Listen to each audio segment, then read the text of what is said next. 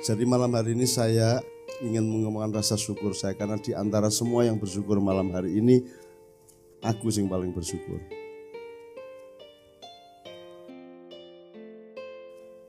Aku janjane ora paham kok aku kok lungguh ning kene iki pada posisi kaya ngene jane kok ora paham. Kan negara wis ana strukture, wis ana anatomine, wis ana bagian-bagiane, ana departemene ya toh. Kabeh wis ana petugase lah. NU ya ngono wis ana organisasi, wis ana petugase kabeh. MUI apa Muhammadiyah semua wis ana. Lah aku kan tidak ada di semua kursi itu, enggak ada di semua fungsi itu. Gitu loh. Lah kok aku ning kene karo ketua NU, ketua Muhammadiyah, Pak Kapolres, para kiai dan itu kan janjane izin aku. Apa to sapa aku wong aku ora tau mencapai apa-apa, ora tau dadi apa-apa, ora tau duwe apa-apa. Kok aku diposisikan seperti ini? Mudah-mudahan itu ada rahasia tertentu dari Allah ya yang membuat yang ini jadi iki durung berarti iki ana wise engko. Berarti nanti Allah akan membukakan pintu tertentu karena aneh gitu loh. Kan kudune dudu aku sing nang kene iki. Dudu aku lah, aku iki sapa kan? Sekolah ora, pesantren yo alah ning diusir 2 tahun aku. Jadi saya tidak pernah punya ekspektasi apa-apa. Jadi kok aku kaya ngene iki berarti katanya Gusti Allah lagi nggak skenario apa to iki gitu. Padahal saya juga tidak akan ingin jadi apa-apa ya enggak. Bayangkan kalau Pilgub Pak Kapolres, Pilgub itu kan kalau calonnya ketemu rakyat kan untuk Pilgub misalnya kan ya ping 10 ping 20 gitu ya. Pilpres kan ya ping ya paling pol ping 30 ping 40 ketemu rakyat gitu. Aku iki ping 3.900 iki ora arep dadi apa-apa. Tidak ada agendanya, ora arep mencolot menek nang ndi ora.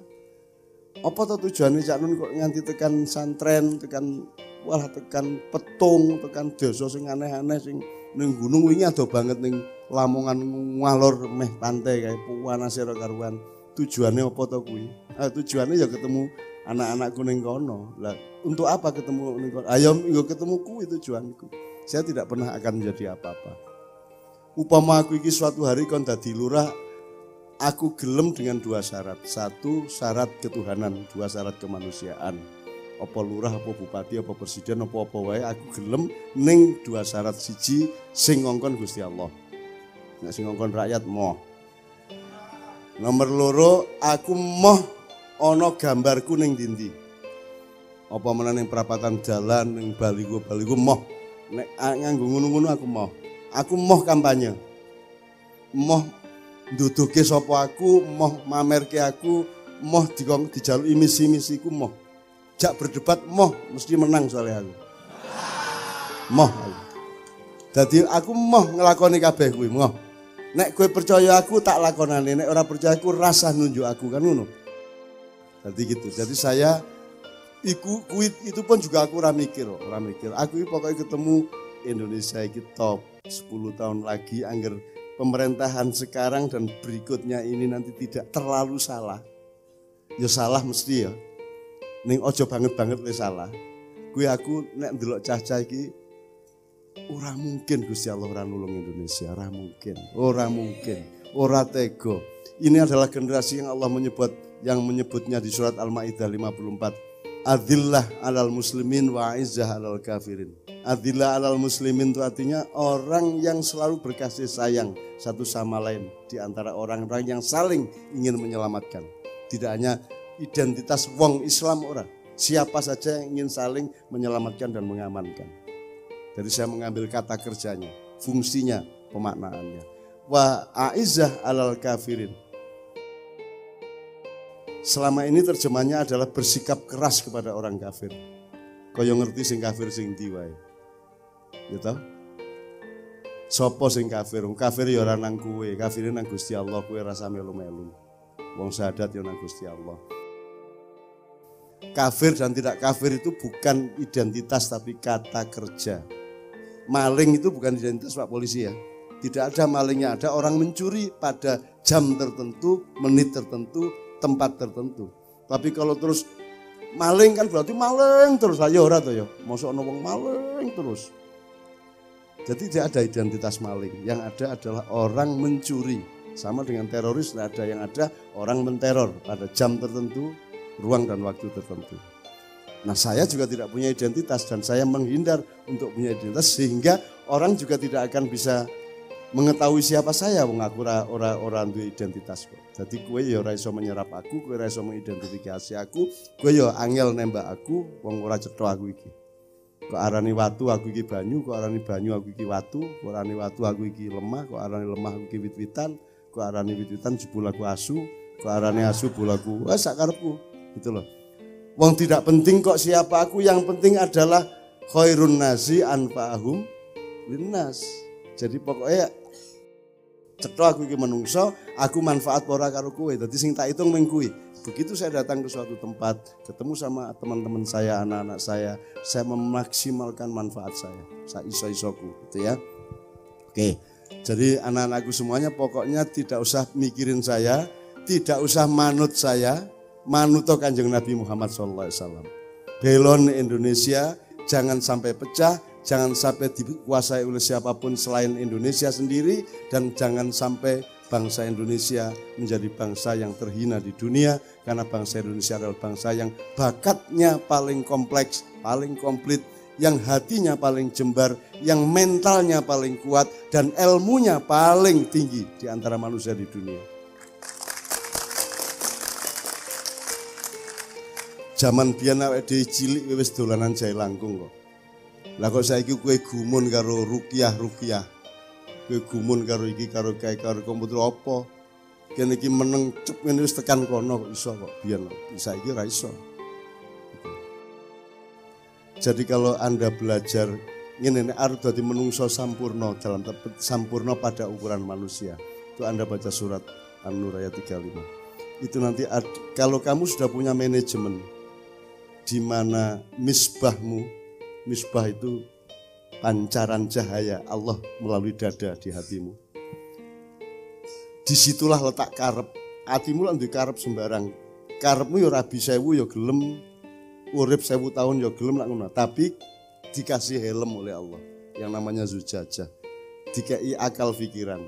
Akal pikiran ini untuk mempertimbangkan kowe ngopo to dadak sugih-sugih banget wong manganmu ya ming sak piring, kowe klambimu ya ming siji nek kok enggo. Nek omahmu ana 30 kamar apa ya kowe suwengi iki pindah-pindah kamar untuk tidur kan malah ora penak kan gitu. Jadi ini memberi ukuran ya. Kalau Anda sudah organize, sudah dialektis secara seimbang antara hatimu dengan pikiranmu terus menerus, maka kamu akan sampai kepada apa yang Allah mengatakan, yakadu zaituha yudhi'u walau lam tamsasunar. Kowe engko ora pengen apik wae apik. Kowe ora mikir piye bener, wis bener. Kowe ora perlu memancarkan cahaya, kamu adalah cahaya. Jadi Allah mengatakan cahaya itu menyala meskipun tidak pernah disulut oleh api. Yakadu zaituha yudhi'u walau lam tamsasunar. Sebenarnya itu petunjuk bagi manusia untuk menyempurnakan softwarenya. Karena neraka surga itu tergantung softwaremu. Kamu dapat hidayah atau tidak, kreatif atau tidak, itu bukan Allah ngasih berapa, tetapi kamu siapnya menerima berapa. Kalau Allah ngasihnya ndak habis-habis, pure wis biyen langsung ngekeki kabeh, garing jupoki. Ning nek kowe iki mung sak cangkir, kowe ya mung sak cangkir. Nek atimu, softwaremu, pikiranmu mung sak kobokan ya kowe mung entuk sak kobokan. Nek kowe sak umplung entuk sak umplung, nek kowe sak drem entuk sak drem. Ning nek atimu segoro kowe entuk sak segoro. Kan begitu. Itu namanya yakadu zaituha yudhi'u walau lam tamsasunar. Kamu tidak perlu punya pamrih untuk bermanfaat, kamu akan langsung otomatis bermanfaat. Karena Allah sudah menjadi satu denganmu dan setiap gerakan tanganmu adalah gerakan tangan Allah sendiri. Nek tak terus ke kalimatnya edan. Ya semono wae sing penting pokoknya setiap gerakanmu adalah kehendak Allah itu sendiri, maka rumusnya adalah innama amruhu idza arada syai'an ayyakula lahu kun fayakun. Aja duwe karep nek ora padha karo karepe Gusti Allah. Aja seneng nek senengmu kuwi dudu senenge Gusti Allah. Senengo sing disenengi Gusti Allah, kan begitu. Nek wis ngono ku kun fayakun, Dek. Produknya kun fayakun dadi. Ngene iki wong andal diem kayak gini sampai jam 12 jam 1 mungkin jam 3 ya tetep leren kayak ngene iki, meneng kayak ngene iki, sapa sing iso marake kuwi meneng? Sapa sing iso menahan jamaah di mana-mana diem duduk menahan kencing dengan sangat tangguh? Ya toh? Kuat, meneng, ikhlas, ngrungokke apa wae saka panggung gelem ta kowe? Ora ana masalah. Kamu punya keluasan luar biasa selama bermakyah. Dan itu bukan ciptaan saya. Saya hanya bagian kecil dari takdir Allah SWT. Makanya masuklah ke dalam kemauan Allah, maka semua kemauanmu akan kun fayakun, kun fayakun, kun fayakun. Jok khawatir, ojo diopopo. Anggil kue bersama Allah, innallaha ma'ana, so wala takhaf wala tahzan, karena innallaha ma'ana. Oke.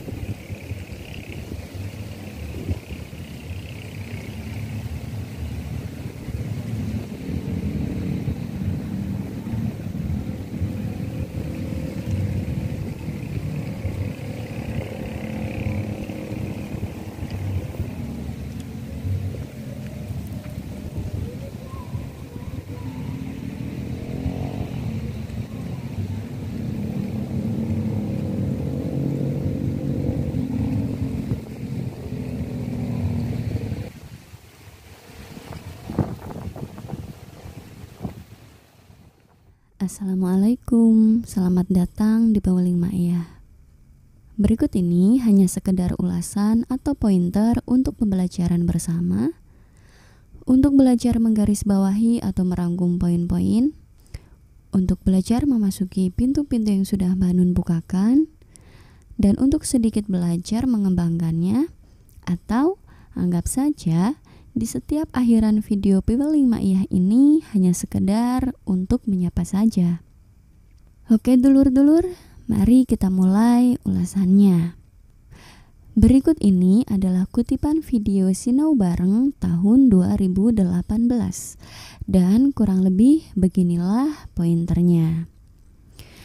Pointer yang pertama, Mbah Nun mengawali dengan ngendiko bahwa malam hari ini beliau ingin mengungkapkan rasa syukur karena di antara semua hadirin yang bersyukur pada malam hari ini, beliaulah yang paling bersyukur.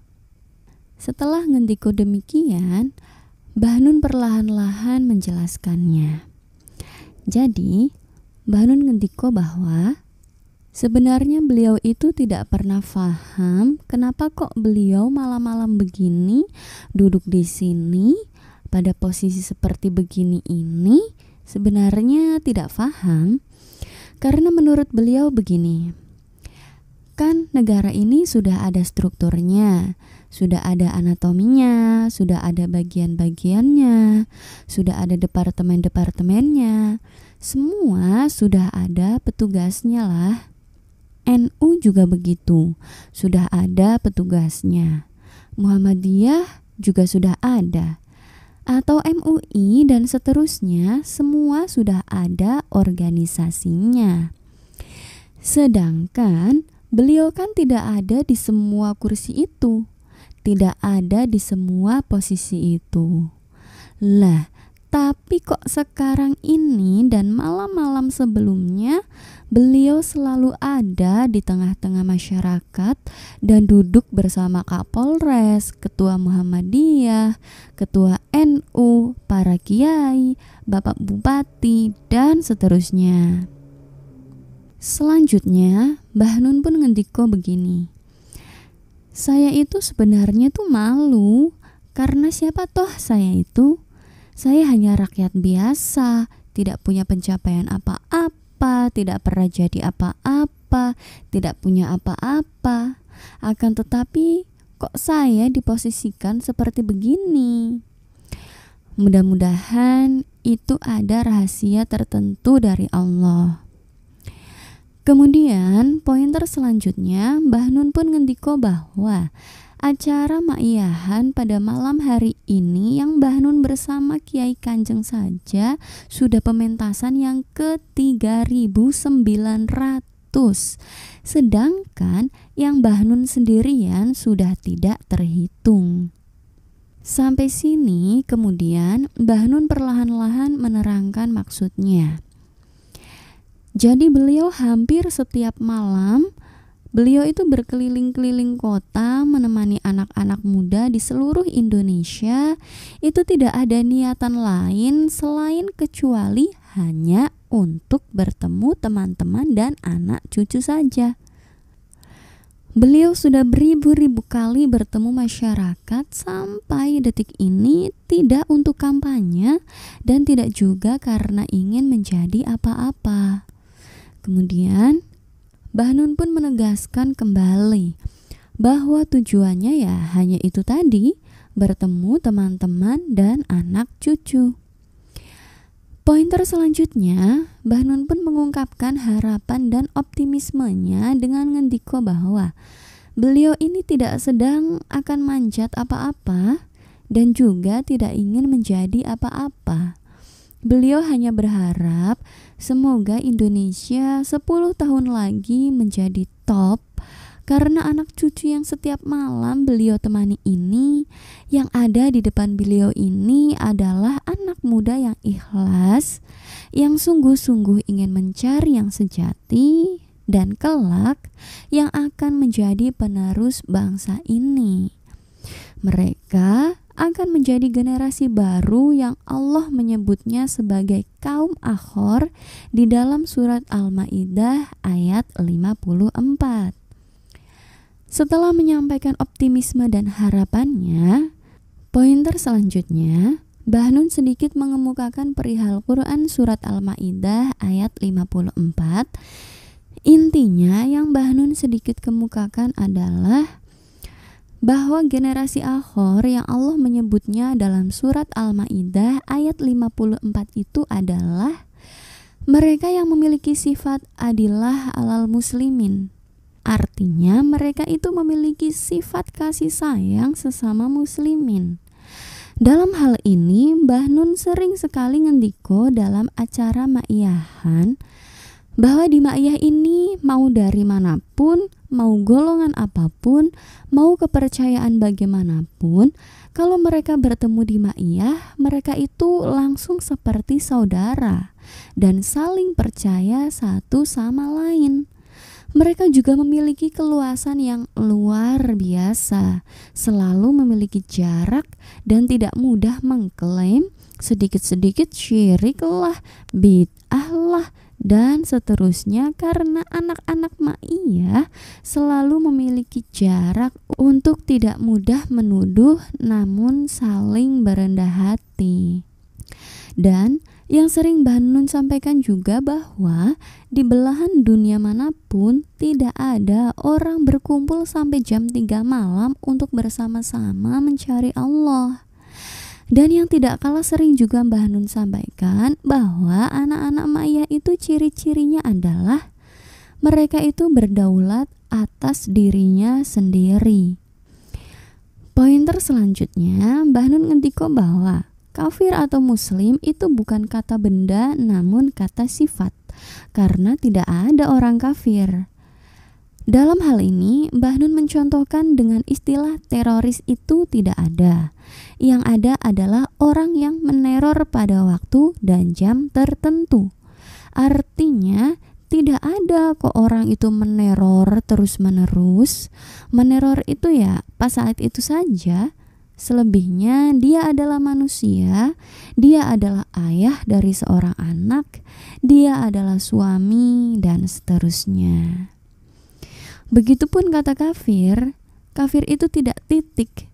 Kafir ke siapa, kapan dia kafir, dan seterusnya. Begitu juga dengan kata muslim. bahwa muslim itu juga bukan identitas tapi kata kerja. Kalau istilah yang sering Mbah Nun pakai itu misalkan begini. Muslim itu kata kerja, dia bukan kata benda yang kaku. Karena muslim itu artinya menyelamatkan atau pasrah. Artinya menyelamatkan diri sendiri dari api neraka dengan cara tidak melakukan apa yang Tuhan larang, membuat sekelilingnya aman sehingga dia tidak menyakiti orang, menghina orang, dan seterusnya. Sehingga produknya adalah iman.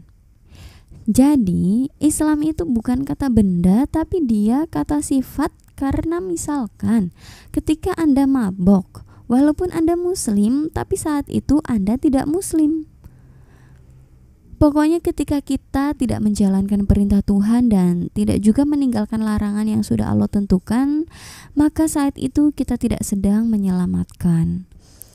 Sehingga muslim itu bukan identitas ataupun kata benda yang kaku, akan tetapi dia dinamis. Pointer selanjutnya, Mbah Nun ngendika bahwa tidak penting saya itu apa dan siapa. Tidak penting juga identitas saya apa, karena yang penting adalah manfaat dan perilakunya. Karena sebaik-baik manusia adalah yang bermanfaat bagi manusia. Mbah Nun pun melanjutkan dengan ngendiko bahwa kamu jangan ikut aku, kamu juga jangan manut aku, tapi ikut dan manutlah kepada Allah dan Nabi Muhammad, karena aku itu tidak penting. Kemudian pointer selanjutnya, Mbah Nun berpesan dan juga kembali mengungkapkan optimismenya kepada bangsa Indonesia. Pesan beliau adalah, jagalah Indonesia, jangan sampai terpecah belah. Dan keoptimisan dari beliau adalah bahwa bangsa Indonesia itu bangsa yang paling lengkap dan paling komplit, yang hatinya paling luas dan mentalnya paling kuat. Sampai sini Mbah Nun pun menambahi dengan ngendiko, yang intinya kurang lebih adalah, kamu itu zaman kecilmu saja sudah mainan jelangkung kok, sekarang dikit-dikit gumunan, sama ruqyah gumunan, sama ini itu gumunan. Padahal kamu ini orang hebat. Wong dulu saja kakek moyangmu mata kaji diam begini ini saja bisa pindah ke tempat lain. Lah kok sekarang kamu ini gumunan? Sama apa aja gumunan?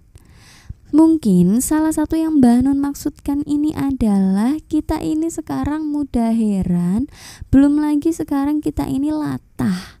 Dikit-dikit ikut-ikutan, dikit-dikit gumunan, dan seterusnya. Kemudian pointer yang terakhir, Mbah Nun membahas Quran surat An-Nur. Jadi Mbah Nun ngendiko begini, kalau kamu mau menjadi manusia sempurna, dalam tanda petik sempurna pada ukuran manusia, itu Anda baca pas surat An-Nur ayat 35.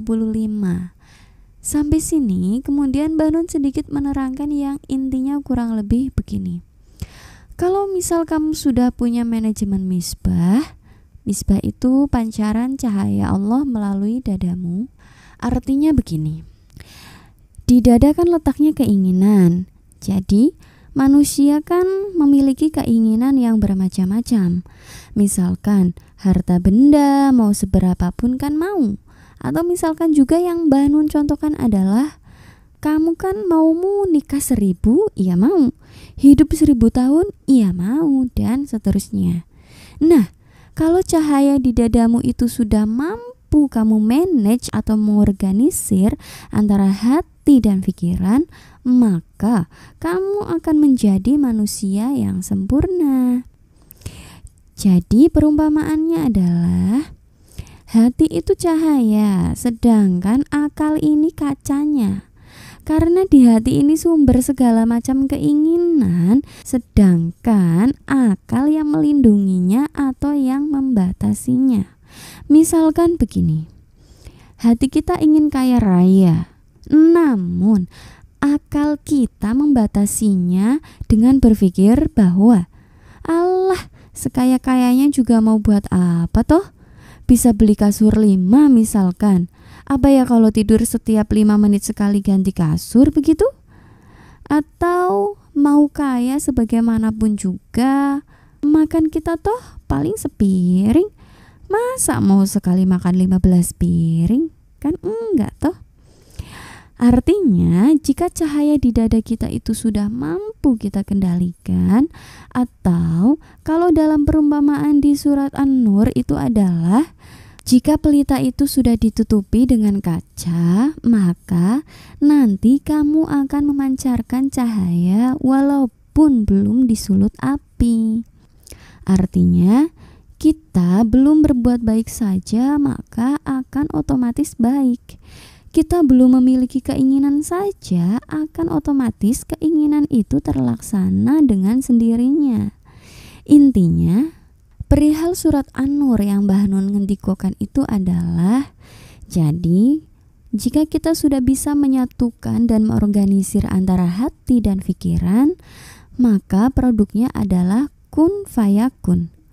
Maka produknya adalah jadi. Oke dulur-dulur, sampai di sini dulu ya ulasan atau pointernya. Sebenarnya masih ada begitu banyak hal yang dapat kita pelajari bersama dari kutipan Sinau Bareng pada video ini. Ulasan, pointer, atau rangkuman yang saya ungkapkan itu hanya sedikit gambaran saja. Dan semua yang saya ungkapkan itu bukanlah sebuah kebenaran. Hanya saja semoga dapat sedikit menambah referensi. Mohon maaf atas semua kelemahan sudut pandang saya. Matur suwun dan sehat selalu saudaraku. Wassalamualaikum.